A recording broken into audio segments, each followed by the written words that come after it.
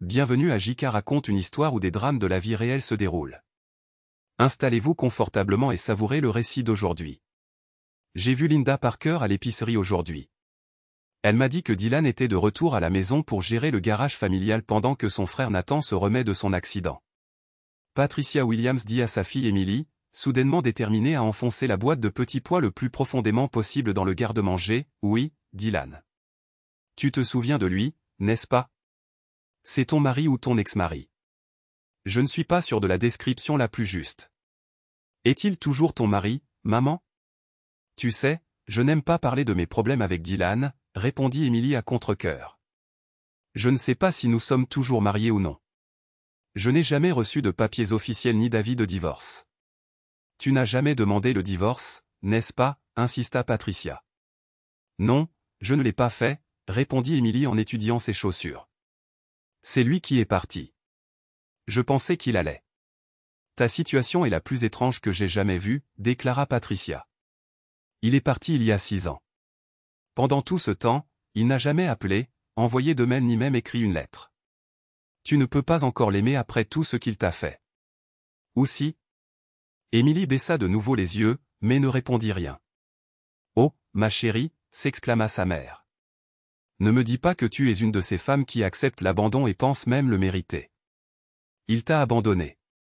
C'est sa faute, Emily.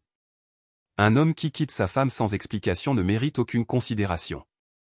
Puisqu'il est en ville, divorce de lui. C'était un type formidable quand tu l'as épousé. En fait, il était formidable jusqu'au jour où il est parti. Je l'aimais bien. Il semblait responsable, prévenant, travailleur et dévoué à toi. Et soudain, il est parti. Tu es encore jeune. Tu dois trouver un homme bien sur qui tu peux compter et fonder une bonne famille. Je prends mes propres décisions, maman. J'ai 27 ans. J'ai un bon travail et je vis dans ma propre maison. Je ne suis pas un fardeau pour toi et papa, alors j'apprécierais que tu arrêtes de diriger ma vie, répondit Emily. Je veux juste que tu sois heureuse, ma chérie. Je ne pense pas que tu aies été heureuse depuis le jour où Dylan est parti. S'il t'aimait ne serait-ce qu'un peu, il ne t'aurait jamais quitté de cette façon. Il devait avoir une petite amie. Non, Dylan ne tromperait jamais. Il n'est pas comme ça, fut la réponse immédiate d'Emily. La réponse rapide et décisive d'Emily surprit sa mère. Sa fille défendait toujours l'homme qui avait fait ses valises et l'avait abandonné au milieu de la nuit. Comment le pouvait-elle? Pourquoi le ferait-elle? Emily affirma qu'il ne s'était pas disputé avant le départ de Dylan, mais elle ne lui dit jamais ce qui aurait pu causer une rupture si abrupte dans leur relation. Patricia était sûre qu'Emily ne disait pas toute la vérité, et il était peu probable qu'elle le fasse un jour. Emily Rodriguez ne dormit pas bien cette nuit-là. Elle se tourna et se retourna, essayant de trouver une position confortable, mais le sommeil ne venait pas. Chaque fois qu'elle fermait les yeux, elle voyait Dylan devant elle. C'était l'homme le plus beau qu'elle ait jamais connu. Il était amusant, calme et dévoué à elle. Du moins, il l'avait été avant qu'elle ne gâche tout. Maintenant, il était de retour à Millbrook. Emily savait que leur chemin allait se croiser un jour. Après toutes ces années, elle ne savait toujours pas quoi lui dire. Et que pourrait-elle dire? Elle savait à quel point des excuses sembleraient vaines. Il n'y avait pas de mots pour décrire adéquatement la profondeur de son remords. Elle avait ruiné leur relation. Ils ne pourraient plus jamais être les mêmes. Sa vie n'était pas un conte de fées. Elle était réelle et elle était dévastatrice. 2 jours plus tard, Emily rendait de nouveau visite à sa mère lorsque sa jeune sœur Anna, étudiante diplômée à l'Ohio State University, rentra du travail. Elle étudiait le journalisme, elle avait donc un emploi d'été dans un groupe médiatique local. « J'ai vu ton mari aujourd'hui, Emily. Il est venu passer des annonces. »« Ça t'intéresse d'en savoir plus ?» demanda Anna. « Si ce n'est pas elle, alors moi » interrompit la mère des filles. À quoi ressemblait-il? Eh bien, si quelqu'un espérait qu'il s'était laissé aller. Ils seront très déçus, répondit Anna avec un léger rire. C'est probablement l'homme le plus beau que j'ai jamais vu. Vraiment, répondit Patricia en fronçant les sourcils. Puis-je supposer qu'il n'a pas grossi et qu'il n'a pas perdu tous ses cheveux? Il portait une chemise de travail et un jean. Autant que je puisse en juger, il semblait tout à fait impeccable. Donna faisait les annonces et je regardais et écoutais depuis la pièce d'à accent grave côté. Il ne m'a pas vu, ajouta Anna. Tu l'as entendu dire quelque chose? Demanda Émilie doucement. Genre qu'il était un idiot d'être parti. Non, il a juste donné l'annonce à Donna et est parti. Sa fille, par contre, est éblouissante. L'esprit d'Anna s'emballa en observant la réaction de sa sœur. Il a une fille? Demanda Patricia tandis qu'Émilie restait assise dans un silence stupéfait. C'est pour ça qu'il est parti. Il a mis une fille enceinte. Tu as de la chance de t'être débarrassée de lui, Émilie. Je ne pense pas que beaucoup de femmes penseraient ça en le voyant dans cette chemise de travail et ce jean, objecta Anna. Il dégage de la confiance. D'ailleurs, sa fille semblait trop âgée pour être née après son départ de Millbrook. Je pense qu'elle a environ 12 ou 13 ans. Comment pourrait-il avoir une fille de 12 ans? Il n'a que 28 ans maintenant. Il aurait dû avoir 16 ans lorsqu'il est devenu père. Nous savons que ça ne s'est pas produit, raisonna Patricia tandis qu'Émilie restait silencieuse. Je l'ai entendu présenter la fille à Donna comme étant sa fille. Elle s'appelle Sophia. Elle est magnifique. Elle est très athlétique et semble être la petite fille à papa. La fille de Dylan avait-elle les cheveux aussi foncés que les siens? Demanda Émilie. C'est une blonde magnifique, répondit Anna en observant attentivement sa sœur. Quelle que soit son origine ethnique. Ça lui va très bien. Oh, je viens de penser à quelque chose, proclama Anna. Puisque Dylan est son père et que tu es toujours sa femme, tu dois être sa belle-mère ou quelque chose comme ça. Anna, c'était méchant, la réprimanda Patricia tandis qu'Émilie s'enfuyait vers la salle de bain. Il y a quelque chose d'étrange dans tout ça. J'ai le sentiment que les choses vont éclater très bientôt. Les secrets ne durent généralement pas longtemps dans une petite ville, bien que celui-ci ait duré 6 ans. Qui était cette jolie fille dans l'autre pièce? Demanda Sophia alors qu'elle et Dylan quittaient le bureau du groupe médiatique. Elle ne pouvait pas te quitter des yeux. Tu te souviens quand je t'ai raconté comment je m'étais marié il y a des années? Répondit Dylan. C'était la sœur de mon ex-femme, Anna. Elle a probablement environ 22 ans maintenant. Je pense qu'elle a été surprise de me voir. Ta femme était-elle aussi belle que sa sœur? Demanda Sophia.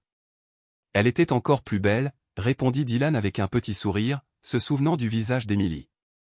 Elle était absolument magnifique. Sophia étudia le visage de Dylan avant qu'il ne parle. Tu l'aimais vraiment, n'est-ce pas? Pourquoi t'as-t-elle trompé? Je ne t'aurais pas dit ça si j'avais su que nous allions revenir à Millbrook, admit Dylan. S'il te plaît, n'en parle à personne. Si elle ne te le dit pas elle-même, personne ne saura pourquoi nous nous sommes séparés. Il n'y a aucune raison de lui faire du mal maintenant. Tu es quelqu'un. Tu ne veux pas lui faire de mal après ce qu'elle t'a fait.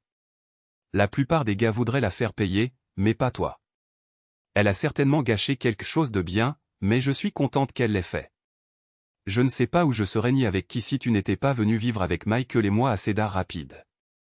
Oui, à l'époque, il ne pensait pas que c'était une si bonne chose, mais cela a très bien fonctionné pour moi. Maintenant, j'ai la meilleure fille du monde. Cela me fait vraiment plaisir de dire aux gens que tu es ma fille, même si Michael était ton vrai père. Nous savons tous les deux qu'il était le meilleur homme du monde, dit Dylan avec un sourire triste. Il m'a dit que je devrais t'appeler papa si je me sentais à l'aise. Tu es mon père maintenant et je t'aime comme mon vrai père. Tu n'étais pas obligé de m'accepter, mais tu l'as fait. J'ai de la chance que nous ayons eu des noms de famille différents. Cela a rendu le processus d'adoption plus clair, admit Sophia. Nous avons eu la chance que Michael ait pu nous prévenir à temps pour nous organiser. C'est lui qui a insisté pour que nous commencions le processus d'adoption. Si ton père avait témoigné avant de mourir de son désir que je t'adopte, cela nous aurait épargné beaucoup de paperasserie. Il me manque beaucoup, mais j'aime être ta fille. Est-ce que ça va? Demanda Sophia avec une soudaine inquiétude. C'est exactement ce que Michael voulait, l'assura Dylan. Il savait qu'il ne serait pas là pour te voir devenir une femme belle et indépendante. Il m'a fait l'honneur de me demander si je voulais être ton père. C'était une décision incontestable. Tu réalises que nous allons avoir du mal à me trouver une nouvelle maman si tu es déjà mariée. Sophia fit remarquer, peut-être devrions-nous rencontrer Émilie et lui demander si elle a divorcé de toi. Retenons cela, prévint Dylan. Quand j'ai rempli les papiers d'adoption, j'ai indiqué que j'étais marié. Les services sociaux voient rarement d'un bon œil les hommes célibataires qui adoptent de belles jeunes femmes. Installons-nous à l'école et consolidons notre position dans la société. Quand nous serons sûrs que personne ne nous causera de problème, nous pourrons aller voir Émilie pour obtenir une copie du jugement de divorce. D'ici là, nous ne chercherons pas de nouvelle maman. D'accord, bien sûr, papa. Je comprends. Je sais juste que toutes les femmes voudront t'épouser. Nous devons juste nous assurer d'en trouver une qui te convienne à toi et à moi. Toutes les femmes n'accepteront pas que leur fille ait des rendez-vous galants, taquina Sofia. Arrête de t'inquiéter pour ça. Si une femme ne peut pas t'accepter pleinement, elle n'aura aucune chance avec moi, promit Dylan. Tu seras toujours ma fille. Tes enfants seront mes petits-enfants. Fin de la discussion. Sofia se précipita vers Dylan et le serra fort dans ses bras. Dylan savait bien que la perte de sa mère lorsqu'elle était bébé et de son père l'année dernière lui avait causé une grande détresse. Il devait continuer à lui rappeler qu'il l'aimait beaucoup et ne la quitterait jamais. Dylan expliqua explicitement à sa mère quel sujet serait interdit lorsque Sofia et lui emménageraient avec elle. Il aiderait à gérer le garage familial et ne tolérerait aucune ingérence dans ses affaires personnelles. Sa mère, Margaret, accepta volontiers. Dylan fut surpris par son accord rapide, mais décida de ne pas en dire plus sur le sujet. Dylan se lavait dans la salle de bain lorsqu'il entendit Sofia parler à sa mère. « Grand-mère, nous avons vu la sœur d'Émilie, Anna. Elle est très jolie. Tu penses qu'Émilie est aussi jolie que sa sœur ?» Dylan dut tendre l'oreille pour entendre la réponse de sa mère. Il savait qu'elle s'efforçait de ne pas le laisser l'entendre. Il avait clairement indiqué qu'Émilie, sa famille et tout ce qui la concernait étaient des sujets tabous. « Ma chérie, Émilie est une femme magnifique. Elle était jolie quand elle et Dylan se sont mariés, mais maintenant elle est devenue une jeune femme confiante et capable. Je ne la vois pas très souvent parce que les choses ne vont pas bien entre elle et Dylan. Mais elle a toujours été très polie avec moi. Si ça ne tenait qu'à moi, ces deux-là seraient toujours ensemble et te donneraient des frères et sœurs aussi. Dommage que ça ne dépende pas de moi. J'ai promis de ne pas aborder ce sujet, alors nous ferions mieux de changer de sujet avant que ton père ne nous entende, conclut Margaret. Papa m'a fait passer devant la nouvelle école cet après-midi, l'informa Sofia alors que Dylan entrait dans la pièce et s'asseyait à la table de la cuisine. Leur terrain de basket a l'air en très bon état. J'ai hâte de passer les sélections pour l'équipe. J'ai vu en ligne qu'il y aura des essais mardi après-midi prochain. Je ne savais pas que tu jouais au basket. Ball, s'exclama Margaret. Mais avec moins d'enthousiasme que Dylan ne l'avait espéré. En fait, cette information sembla inquiéter sa mère. C'est mon sport préféré. J'étais l'une des meilleures joueuses de l'équipe de compétition quand nous habitions à Cedar Rapids. Nous n'avons perdu qu'un seul match, se vanta Sofia. Elle était loin d'être la meilleure joueuse de l'équipe, remarqua Dylan en riant doucement. Elle fait juste preuve de modestie. Ça a l'air génial, loua Margaret, se demandant si elle devait dire à Dylan qui était l'entraîneur. Elle réprima un rire en pensant à la façon dont se déroulerait la première séance d'entraînement et à la surprise que Dylan allait avoir. C'était lui qui avait insisté pour que personne ne parle d'Émilie. Elle se conformait simplement à ses exigences déraisonnables et il semblait que cela pourrait se retourner contre lui.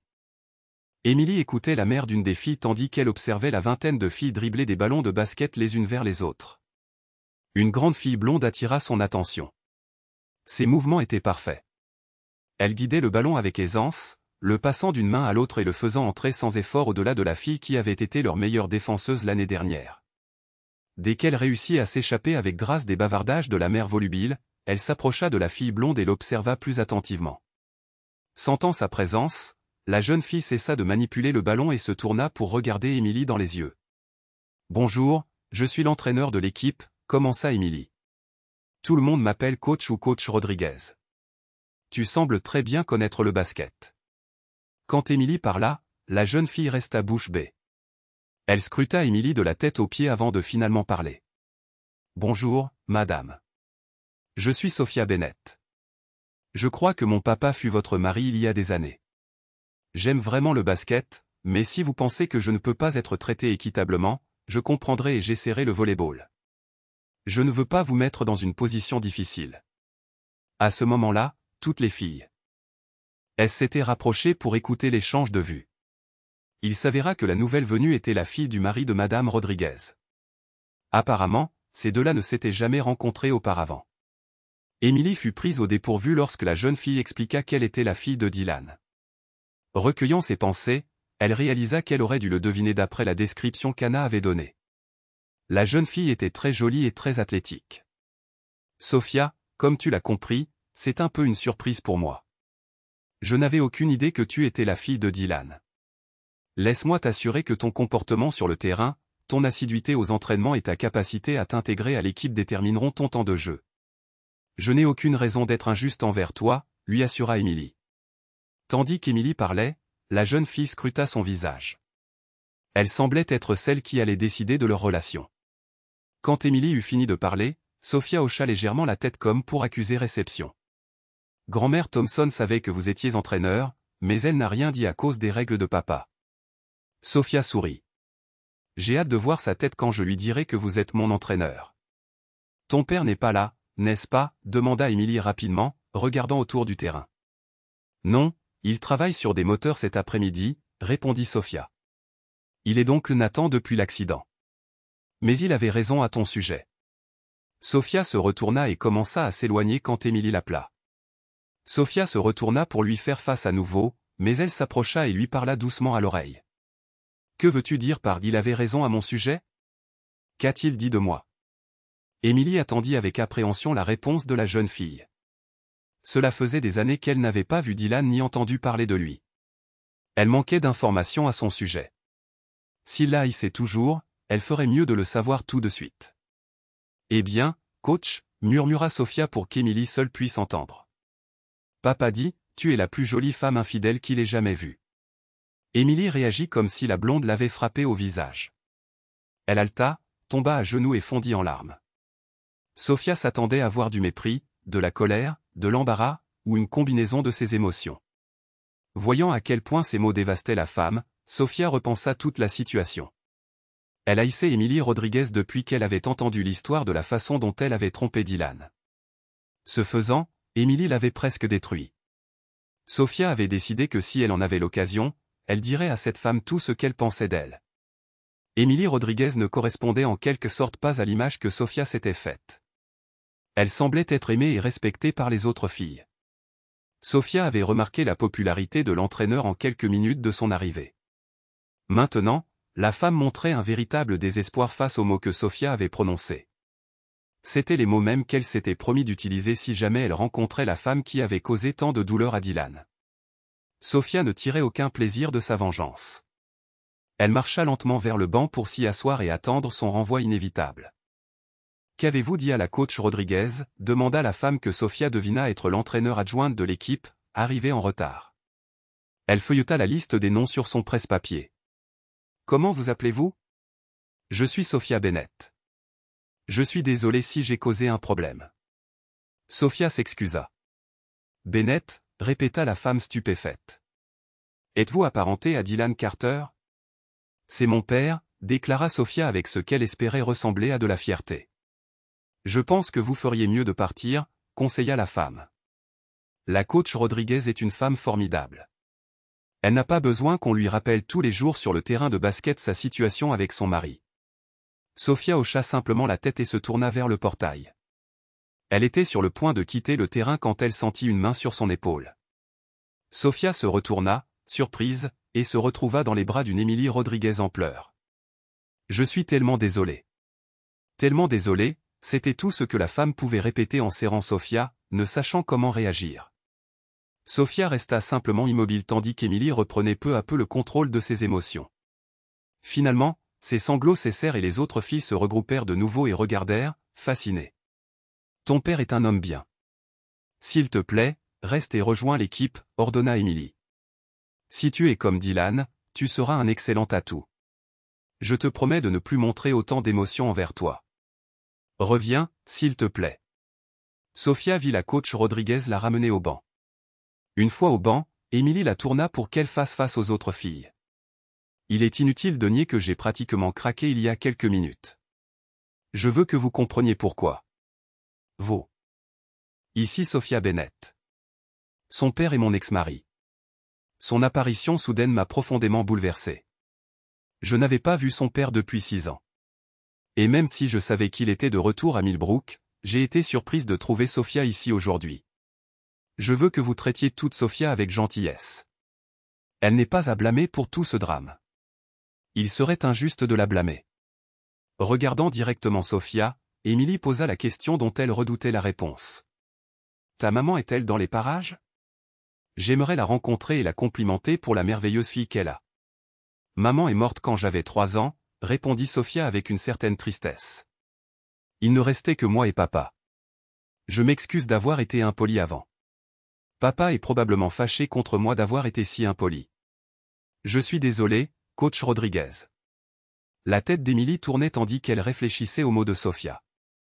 Sa mère était morte quand elle avait 3 ans. Comment est-ce possible? C'était il y a environ 10 ans. Dylan était encore au lycée à l'époque.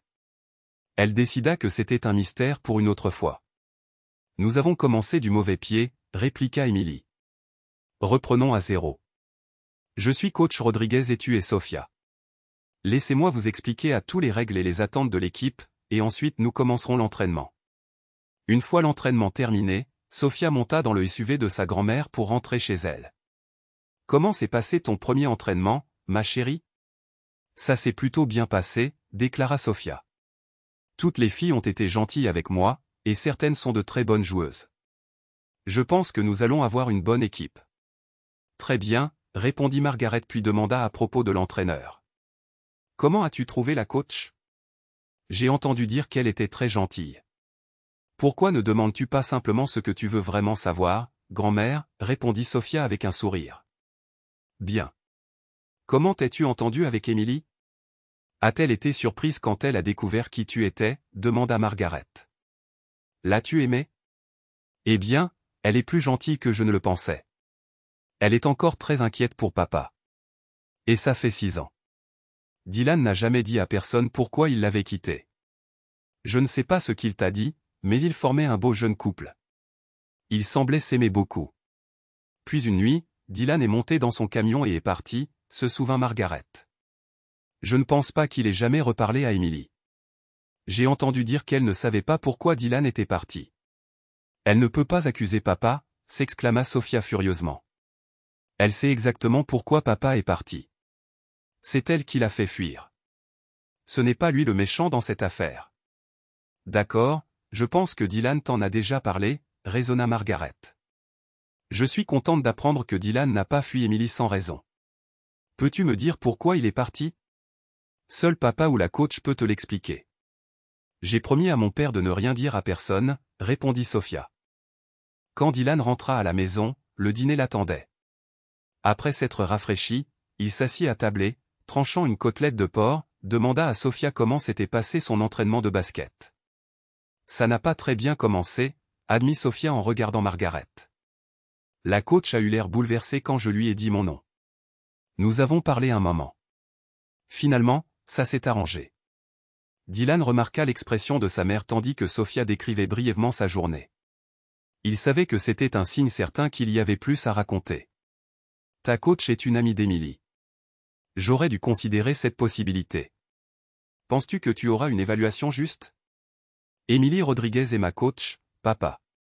Dylan resta sans voix pendant 1 minute entière, son cerveau essayant de comprendre les implications de la déclaration de Sophia.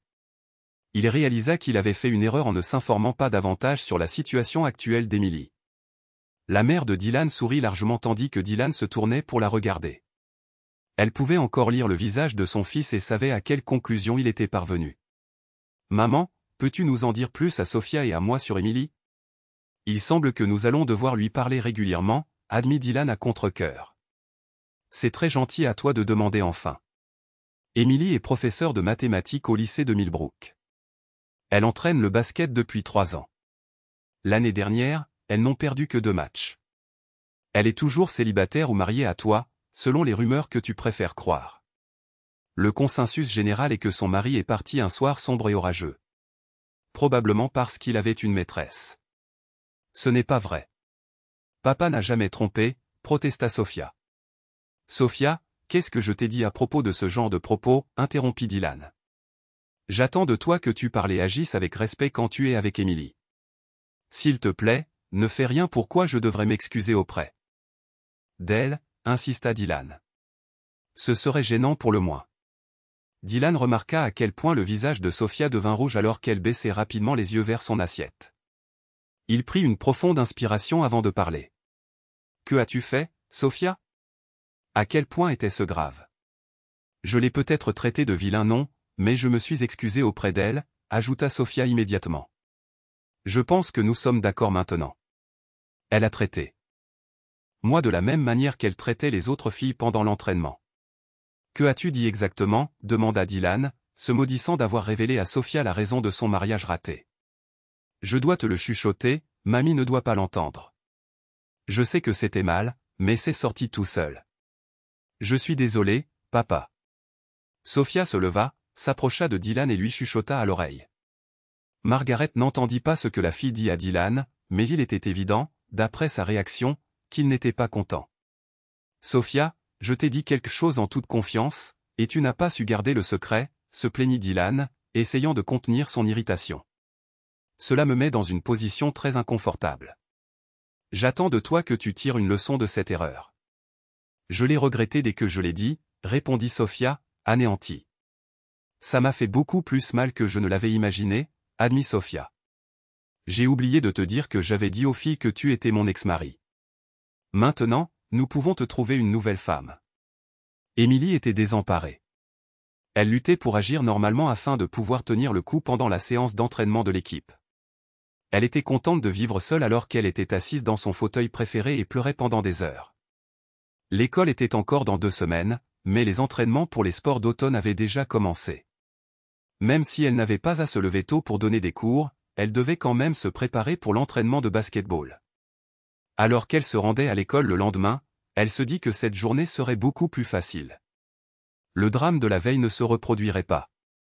Puis elle faillit entrer en collision avec Dylan Carter alors qu'elle se précipitait à l'arrière de son SUV pour en retirer son équipement d'équipe.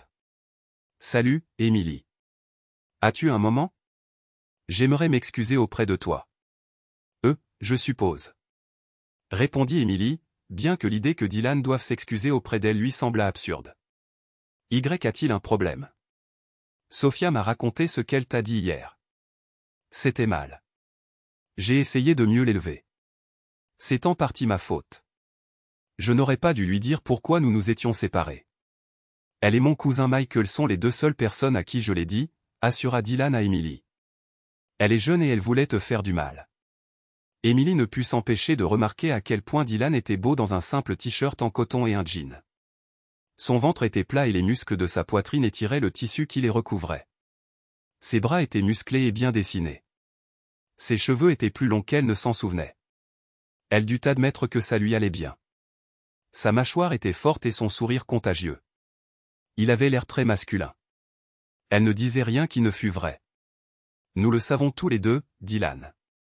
À moins que tu ne me trouves belle, c'est la seule chose avec laquelle tu puisses argumenter, répondit Emily, essuyant les gouttes de larmes de ses joues. Je ne veux pas que tu souffres maintenant à cause de ce qui s'est passé il y a 6 ans, répondit Dylan. C'est fini. Nous avons tous les deux tourné la page. Il est temps d'enterrer le passé et de regarder vers l'avenir. C'est fini et c'est réglé, répéta Emily. Ça a l'air si simple. Nous allons juste faire comme si nous n'avions jamais été amoureux, jamais mariés, et que je n'avais jamais. Ça devrait marcher, parvint à dire Emily avant que les larmes ne coulent sur ses joues.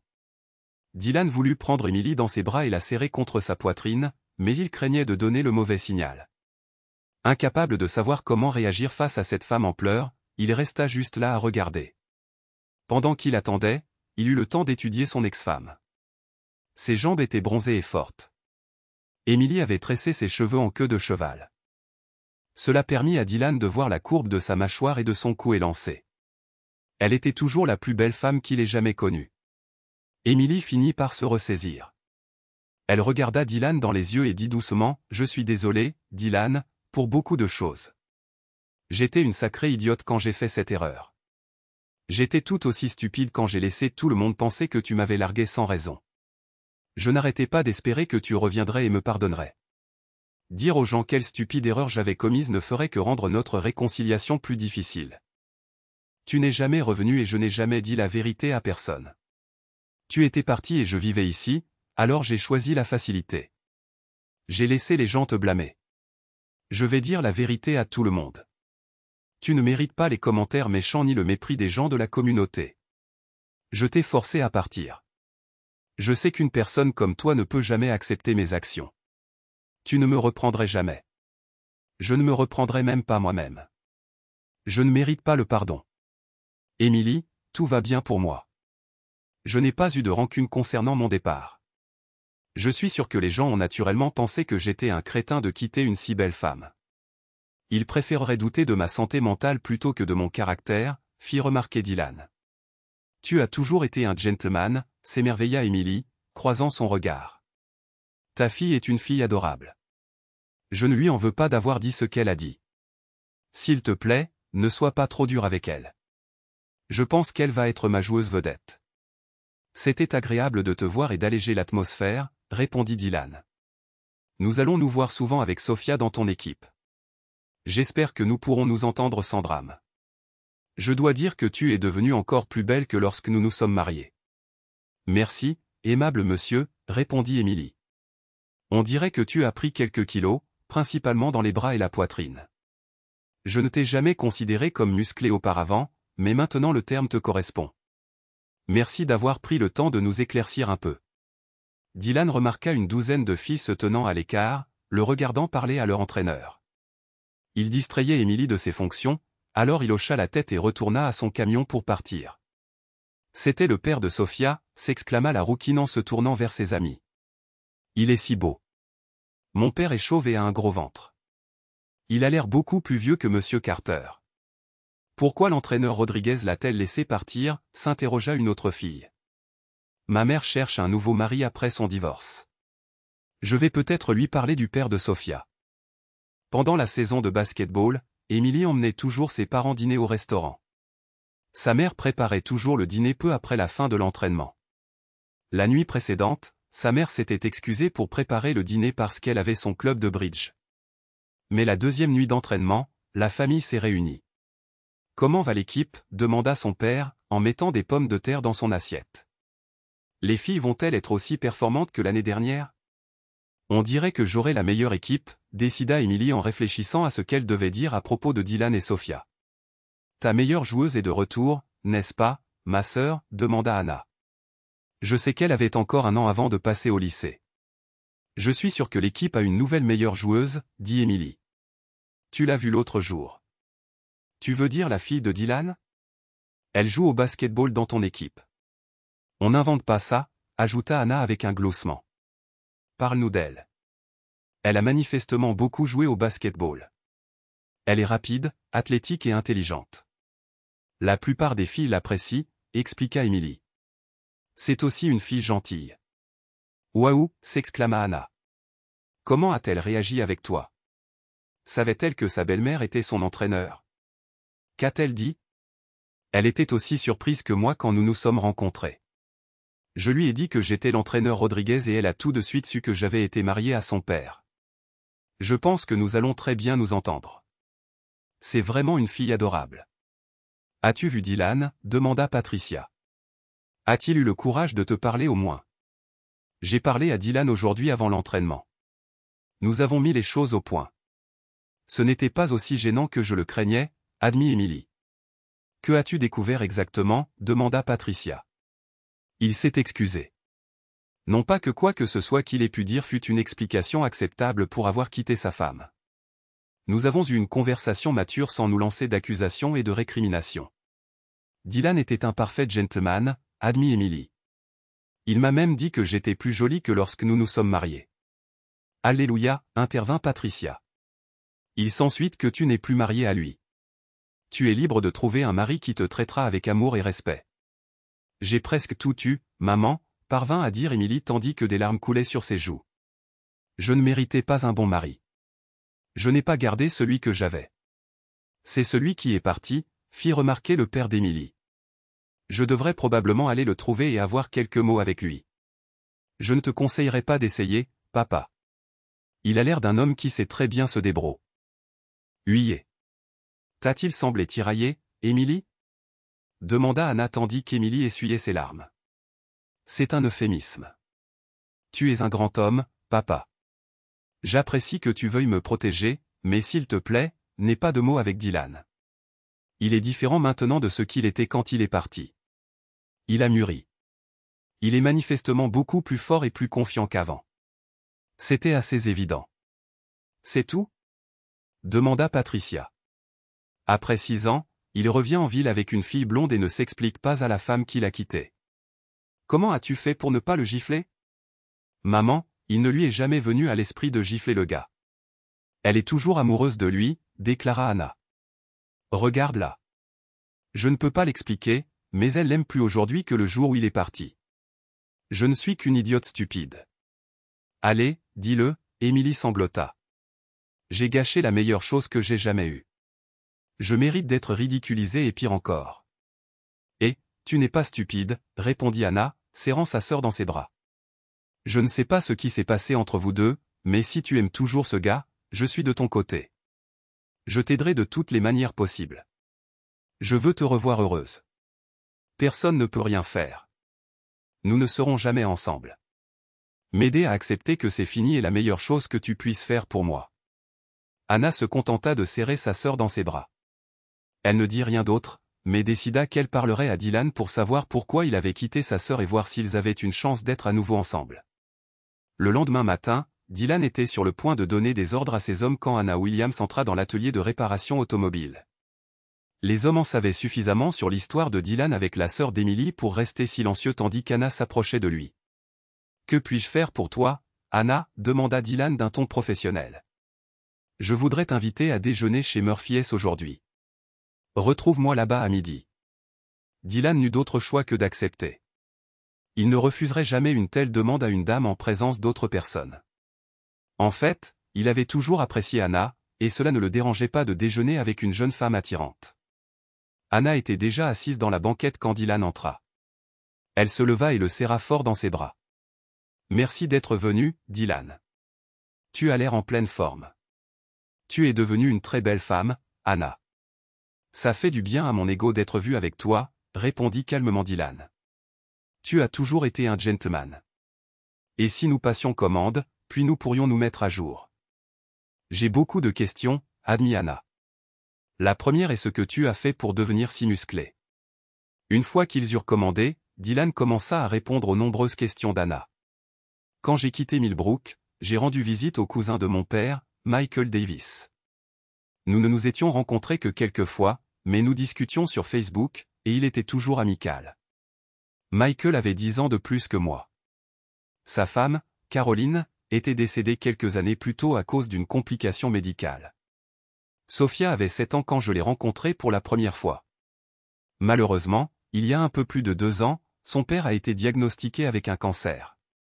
Lui et moi étions devenus proches. Il a vu ce que je ressentais pour Sophia. Alors, quand il a découvert qu'il allait mourir, il a décidé de m'aider à l'adopter légalement. Ce n'était pas facile, mais nous fit.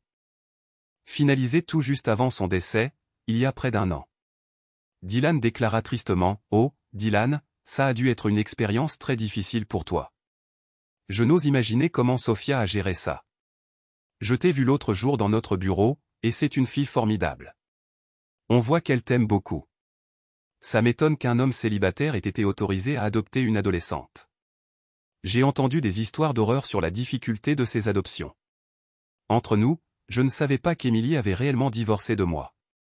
J'ai donc indiqué sur les papiers que j'étais marié. Je pensais sincèrement l'être. Sophia est ma vie maintenant.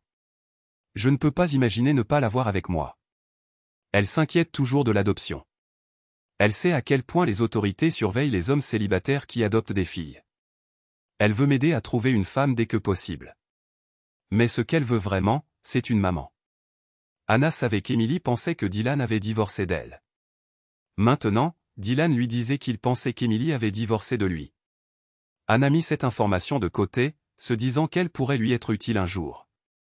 Ce qui m'amène à l'une des raisons pour lesquelles je voulais te parler, Dylan. Anna alla droit au but. Tu as vu Emily. Tu sais à quel point elle est belle. Elle a obtenu son diplôme universitaire et son diplôme d'ENS. Aignante il y a 2 ans. Elle a acheté une petite maison. Les enfants de l'école l'adorent. Je ne pense pas qu'elle ait fréquenté quelqu'un depuis ton départ. Y a-t-il une chance que vous vous remettiez ensemble? Vous étiez le couple parfait. Anna déclara avec conviction. Je suis désolé, Anna. Ça n'arrivera pas. Nous sommes des personnes très différentes maintenant de ce que nous étions lorsque nous nous sommes mariés. Nous avons pris des chemins différents. Il n'y a plus rien entre nous, répondit Dylan. Vous avez tous les deux changé, mais pour le mieux, du moins à mon avis, argumenta Anna. Je suis sûr qu'elle t'aime toujours, Dylan. Qu'est-ce qui s'est passé pour que tu partes? Elle a dû te dire quelque chose à ce sujet, demanda Dylan. Elle a dit que c'était sa faute, plus d'une fois. Elle a dit que vous n'étiez pas d'accord sur quelque chose avec elle et que tu étais parti. Elle n'a cessé d'attendre ton retour, ajouta Anna. Eh bien, maintenant je suis de retour, offrit Dylan avec un léger sourire en coin. Ça m'a juste pris 6 ans pour le faire. Que as-tu fait pendant ton absence? Tu as visiblement pris du poids, et ce n'est que du muscle, remarqua Anna, regardant les bras et la poitrine de Dylan. Michael possédait un grand complexe de réparation automobile à Cedar Rapids. Caroline y avait un petit bureau où elle faisait la comptabilité. Après son décès, Michael a transformé une section en un centre de formation automobile complet. Nous avons commencé à proposer des cours du soir pour les personnes désireuses d'apprendre la mécanique automobile. Tu ne le croiras probablement pas, mais je suis devenu instructeur automobile certifié et j'ai également donné des cours d'autodéfense le week-end pour les adolescents. Quand tu es parti, tu n'étais qu'à un semestre d'obtenir ton diplôme. L'as-tu terminé? Demanda Anna. Oui, j'ai suivi des cours du soir. J'ai même obtenu mon certificat d'enseignement. Ça faisait bonne impression quand j'enseignais les cours d'automobile et d'autodéfense. Michael et moi avions tous les deux des diplômes. Je pense que ça nous aidait à paraître plus légitimes.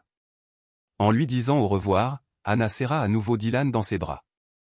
J'ai vraiment apprécié notre déjeuner. Je suis désolé que tu sois si déterminé à ne pas revenir vers Emily, mais j'espère que nous pourrons rester amis. J'adorerais, répondit Dylan.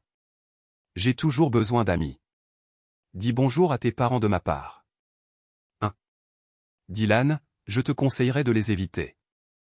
Ils ne sont pas très heureux de la tournure qu'a prise ta relation avec Emily, conseilla Anna. Ce n'est pas surprenant, répondit Dylan avec un petit rire. Tes parents ont toujours été loyaux envers vous, les filles. Je ne leur en veux pas de ne pas m'apprécier.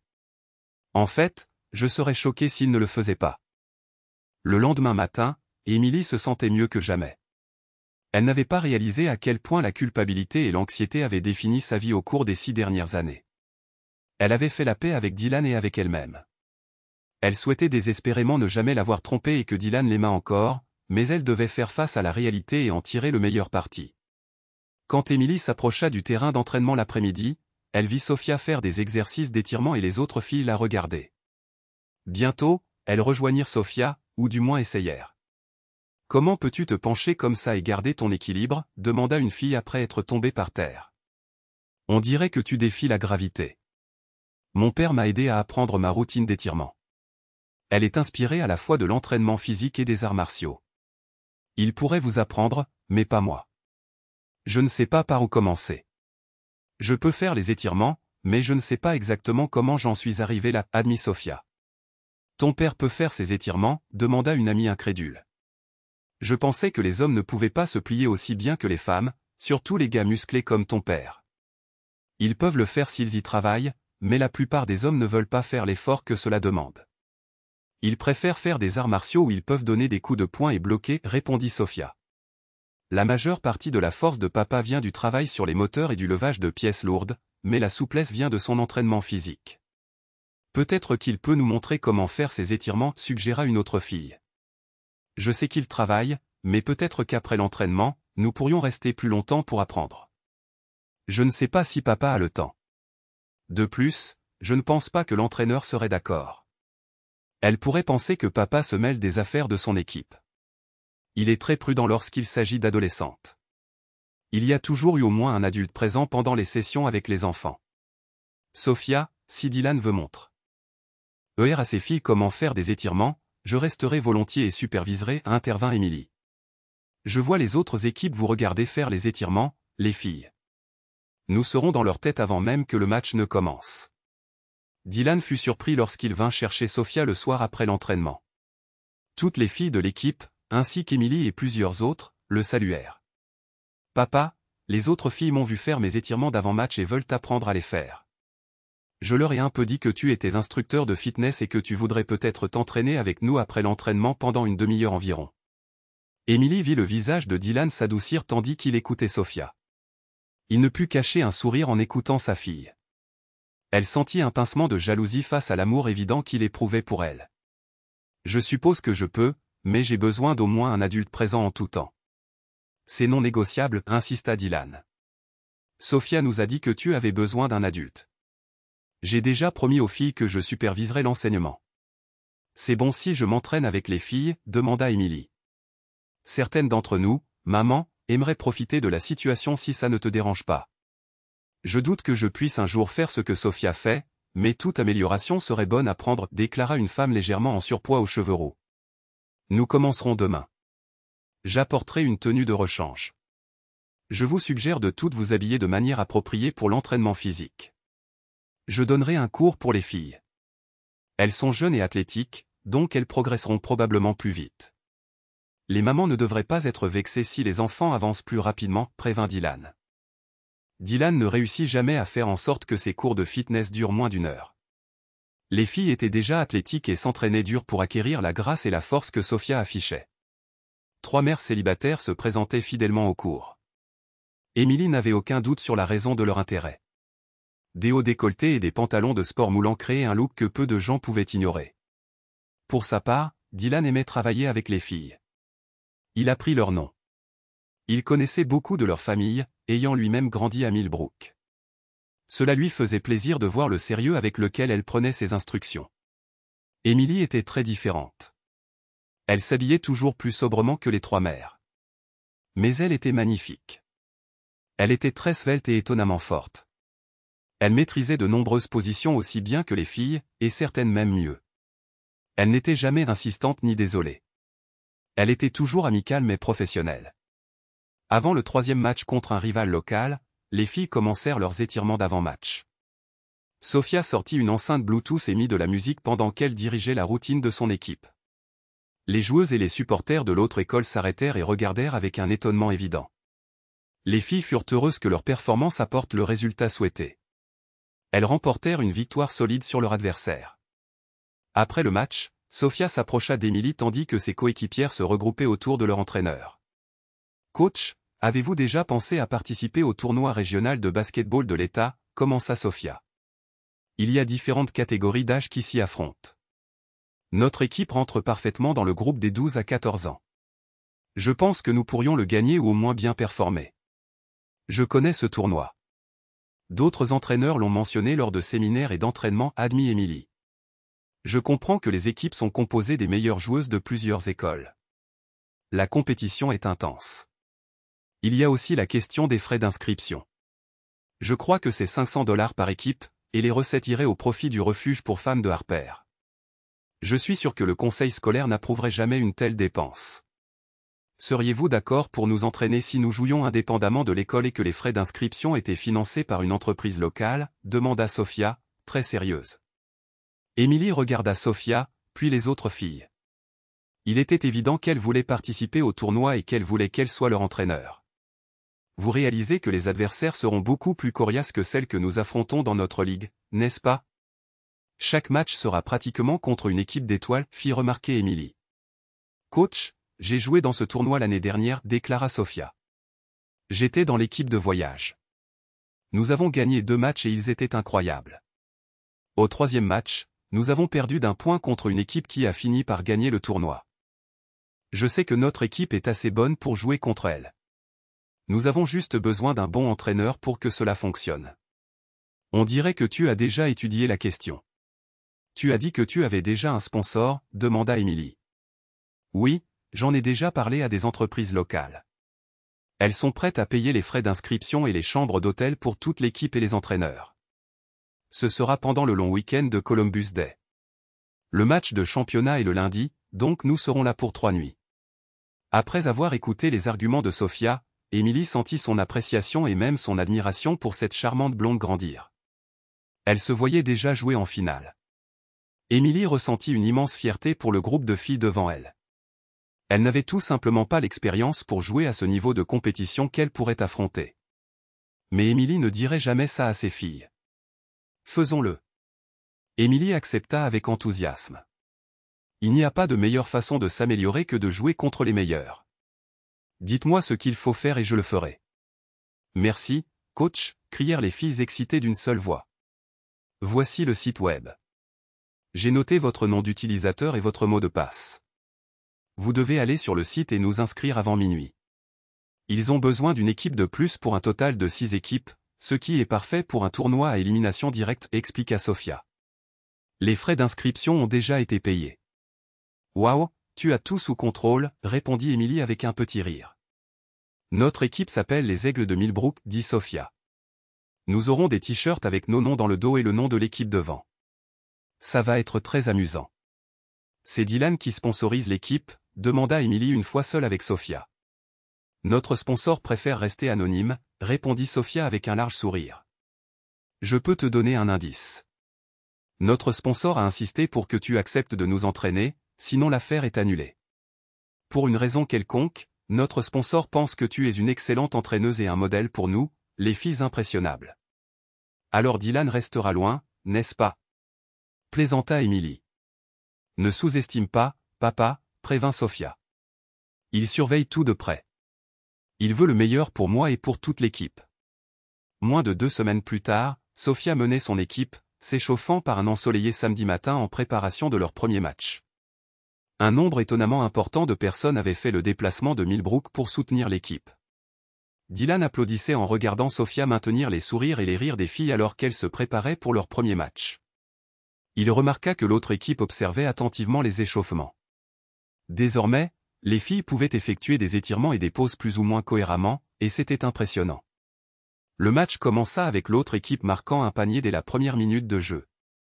2 minutes plus tard, la même fille marqua de nouveau. Émilie s'inquiétait de la capacité de son équipe à revenir au score. Elle n'avait pas perdu un match de toute la saison et en avait gagné la plupart avec de larges écarts. Peu de temps après, le jeu s'arrêta car une joueuse adverse fut aidée à sortir du terrain avec une entorse à la cheville. Émilie retira Sophia du terrain et fit entrer une remplaçante. Tu vois ce qui se passe là-bas? Il faut empêcher cette fille de marquer. Elle fait des actions sur tout le terrain. Je veux qu'elle soit sous pression dès qu'elle reçoit le ballon. Assure-toi que les filles savent rester avec elle. Je pense que c'est leur meilleure joueuse. Nous allons la contenir et nous pourrons gagner. Après cela, les Millbrook Eagles se ressaisirent. Elles réussirent à empêcher la meilleure joueuse de l'autre équipe d'avoir des tirs faciles au panier. La mi-temps se termina avec un déficit de 4 points. Les filles, vous savez toutes comment j'essaie de mettre l'accent sur le jeu d'équipe. Elles savent que Sophia est notre meilleure marqueuse et elles l'ont prise en double toute la mi-temps, nota Émilie pendant la pause. Nous avons vraiment besoin que le reste d'entre vous se manifeste. Quand Sophia attire 2 défenseurs, passez le ballon à quelqu'un d'autre. Elles sont totalement concentrées sur Sophia. Prenez de bons tirs quand vous êtes libre. Leur défense n'a eu à surveiller que quelques vraies menaces. Faites-les travailler. Les Millbrook Eagles revinrent pour la deuxième mi-temps avec une attitude beaucoup plus agressive. Les filles commencèrent à prendre des tirs ouverts et marquèrent 2 fois sur des passes décisives lorsque Sophia attira plusieurs défenseurs. À moins d'une minute de la fin du match, Sophia pénétra dans la raquette et marqua pour donner aux Millbrook Eagles une avance d'1 point. Ce fut le score final. Les Millbrook Eagles se qualifièrent pour le tour suivant. Les filles étaient folles de J. Ouah. Elles se serrèrent dans les bras, puis embrassèrent Émilie, puis leurs fans. Émilie vit Dylan envelopper Sophia dans un câlin d'ours. Alors qu'il reposait Sophia au sol, l'une des mères de l'équipe le serra dans ses bras et l'embrassa fort sur la joue. Émilie fut un peu contrariée, mais réalisa qu'elle n'avait rien à redire. Elle se retourna pour aller voir l'un de ses parents quand elle sentit de forts bras l'enlacer. Soudain, elle était dans les bras de Dylan. Cela faisait presque 7 ans qu'elle n'avait pas goûté à ce simple plaisir. Le Dylan contre lequel elle était maintenant pressée était comme de l'acier. Elle n'était pas une petite femme, mais Dylan n'eut aucun mal à la soulever de terre. C'était un excellent travail d'entraîneur, loua Dylan. Sophia m'a dit, tu as fait du bon travail. Merci pour ça et pour avoir si bien traité les filles. Merci de nous avoir sponsorisés et de nous avoir trouvé des chambres, répondit Émilie tandis que Dylan la tenait. Certaines filles n'auraient jamais pu se permettre le voyage et les chambres. C'était très généreux de votre part. Je fais tout pour rendre Sofia heureuse, admit Dylan. Je n'ai jamais su à quel point un homme pouvait ressentir des choses pour sa fille. Elle me fait me sentir vivant. Elle voulait que les autres filles vivent l'expérience qu'elle a eue l'année dernière, et elle pense que cette équipe est meilleure. Elle pense aussi que tu es une bien meilleure entraîneuse, ajouta Dylan. Papa, hurla Sofia. Tu as une poigne de fer sur notre coach. Si tu ne veux pas que je commence à l'appeler coach maman, tu devrais peut-être la poser pour que le reste d'entre nous puisse la prendre dans ses bras. Oh, je suis désolé, Emily, s'excusa Dylan, ramenant doucement Emily sur ses pieds. Je me suis un peu laissé emporter. Je ne crois pas que ça l'ait beaucoup dérangé, fit remarquer Sofia alors qu'Emily rougissait. Tu sais, tu as déjà une chambre. Je comprends que sa mère avait le même sens de l'humour, expliqua Dylan, se tournant pour regarder Sofia. Toute l'équipe et la plupart des fans restèrent pour regarder le match suivant. Le lendemain, elle devait affronter le vainqueur de ce match. Emily voulait que ses filles en apprennent le plus possible sur leur style de jeu. Elle savait qu'elle devrait donner le meilleur d'elle-même pour avoir une chance de gagner. Le lendemain matin, Sofia brilla, menant son équipe à une victoire de 65-58. Elle marqua 24 points, dont plusieurs tirs à 3 points cruciaux. L'autre équipe ne put contenir sa vitesse et sa maîtrise précise du ballon. Cette victoire permit aux Millbrook Eagles d'accéder aux demi-finales qui eurent lieu l'après-midi. Il s'avéra que le match de demi-finale était contre une équipe de voyage avec laquelle Sofia avait joué l'année dernière. Avant le match, Sofia parla brièvement avec les filles de l'autre équipe. Il était évident pour les Millbrook Eagles et leurs fans que Sofia appréciait vraiment ses anciennes coéquipières. Il était également évident que Dylan Carter était populaire auprès des membres de l'équipe ainsi que des adultes qui soutenaient l'équipe, en particulier les mères. Le terrain n'avait des gradins que d'un côté, donc les fans des deux équipes étaient dispersés partout. Plusieurs mamans prirent le temps de faire un câlin à Dylan et de lui souhaiter bonne chance. À la fin du match, Emily et les autres avaient vu une autre facette de la nature de Dylan. Le tournoi était une collecte de fonds. Les arbitres étaient toujours des lycéennes locales qui jouaient au basketball pour leur école. Parents et entraîneurs réalisaient que, bien que les filles reçoivent une compensation pour leurs efforts, elles étaient loin d'être des professionnels. Le match était à égalité 52-52 quand l'une des arbitres attribua par erreur le ballon à l'équipe adverse après qu'il soit sorti du terrain sur une joueuse de Millbrook. Un homme imposant d'une trentaine d'années pénétra soudainement sur le terrain. Le jeu s'arrêta tandis que l'homme réprimandait bruyamment l'arbitre adolescente. Les deux équipes regardèrent, stupéfaites. L'homme continuait à lancer des menaces et des paroles dures à la fille qui avait fait la mauvaise décision. Emily se dirigeait déjà vers l'homme quand elle vit la pauvre fille éclater soudainement en sanglots. Elle courut quelques pas vers le bord du terrain et serra Dylan dans ses bras. Dylan la tint contre sa poitrine tandis que la fille sanglotait de manière incontrôlable. À ce moment-là, une femme dans les gradins fit une déclaration qui fut entendue par toutes les personnes présentes, Dylan Carter va s'occuper de ce type. Apparemment, l'homme rude entendit aussi la déclaration. Il s'approcha et se tourna vers Dylan. « Excuse-toi auprès de Madison et va-t'en d'ici », dit fermement Dylan en tapotant le dos de la fille. « Ces jeunes font un excellent travail. Elles méritent nos remerciements et notre rec. Connaissance. Elles n'ont certainement pas besoin qu'un tyran les humilie. » L'homme réfléchit aux mots de Dylan, puis une voix de femme vint de nouveau des gradins. « Vous feriez mieux d'accepter l'offre de Dylan, monsieur. Il est sur le point de vous traiter comme vous le méritez. » Emily réussit à trouver la femme qui avait une telle foi en la capacité de Dylan à maîtriser un homme imposant. C'était une petite femme blonde d'une quarantaine d'années, vêtue d'un jean et d'une chemise en coton. Emily réalisa qu'elle avait déjà vu cette femme offrir à boire à la fille qui s'accrochait si désespérément à Dylan. C'était probablement la mère de la fille. Le grand homme prit une décision. « Je m'excuse, mademoiselle. J'ai surréagi. Vous faites un excellent travail d'arbitrage, les filles. » Sur ces mots, l'homme se retourna et se dirigea vers le parking. Tout le monde regarda la fille dans les bras de Dylan reprendre progressivement ses esprits. Dylan trouva un mouchoir dans sa poche et le lui tendit. La fille lui sourit, s'essuya les yeux, se mit sur la pointe des pieds et embrassa Dylan sur la joue. « Merci, Dylan. Je savais que tu arrêterais cet homme horrible, » dit la fille. Maman avait raison quand elle a dit que tu étais prêt à gérer son attitude. Je pouvais sentir à quel point tu étais tendu. Je suis juste contente qu'il ne t'ait pas fait faire plus. La fille se retourna et trotta de nouveau sur le terrain tandis que les fans et les joueurs l'applaudissaient et l'encourageaient. dès que les applaudissements cessèrent, les officiels se rassemblèrent pour discuter du temps restant et de qui aurait la possession du ballon à la reprise du jeu. Madison a suivi les cours d'arts martiaux de Dylan l'année dernière, expliqua sa mère, comprenant correctement les regards interrogateurs des autres fans. Elle pense que Dylan est incroyable, et je ne peux pas le contredire. Personne ne peut insulter une jeune femme quand Dylan est là. Il ne le permettra tout simplement pas. Bradley Henderson est un type assez costaud. Il est connu pour être prêt à se battre. J'avais peur qu'il blesse Dylan, déclara la mère de l'une des Millbrook Eagles. Dylan Carter, demanda la mère de Madison, surprise. L'avez-vous déjà vu en action? Je veux dire, Dylan aurait géré ce type facilement. Le jeu reprit finalement lorsque les arbitres, avec l'aide des adultes gérant le tournoi, eurent réglé la situation. À moins d'une minute de la fin du match, Sophia prit rapidement possession du ballon et fonça vers le panier. Elle passa à une coéquipière coupant vers le panier et la fille marqua ce qui s'avéra être le panier de la victoire. Quand le match fut terminé, Sophia serra dans ses bras la plupart des membres de l'équipe perdante. Dylan était très fier de son esprit sportif. La mère de Madison s'approcha de Dylan et le serra dans ses bras aussi fort que sa fille l'avait fait. Madison savait qu'elle pouvait compter sur toi. Elle t'admire vraiment, Dylan. Ses notes à l'école se sont améliorées et elle va entrer à l'université d'État l'automne prochain. Elle veut être enseignante. Tu l'as vraiment mise sur la bonne voie l'année dernière. Pourquoi Bradley Henderson s'est-il retrouvé ici? Demanda l'un des pères d'une Millbrook Eagle. Sarah est sa nièce. C'est elle qui a marqué le panier de la victoire, répondit la femme de l'homme. Elle doit être très gênée.